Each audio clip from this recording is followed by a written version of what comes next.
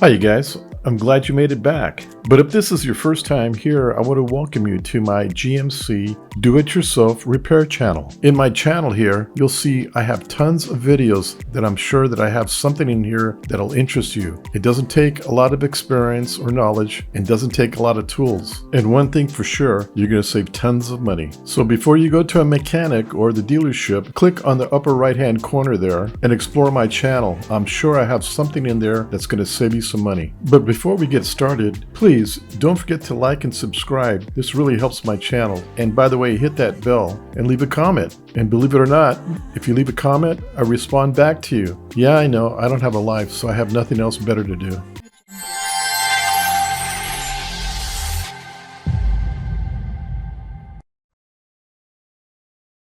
Are you having a problem with your dome lights not coming on? Well, one of the first things you want to do is check your dimmer switch. If you have your dimmer switch all the way turned off, your dome lights won't come on. So make sure it's in the proper position. You'll need to rotate this button and you'll see your lights come on. Make sure it doesn't click off. If that doesn't work, you're probably going to want to check your fuse. So let's go in under the hood. So the first thing we're going to do is we're going to pop your hood and we're going to look for the fuse box. And if you stand just where the driver's side tire's at and look in the engine compartment, you're going to see a box right where the red arrow's at.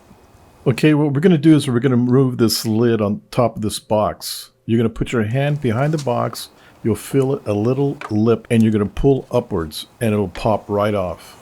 Just remove it and set the lid aside. Now that we have the lid removed, we can look into the fuse box. Okay, let's get the camera in position like if you were standing next to it. So just stand next to the fender there and you're looking down into the fuse box.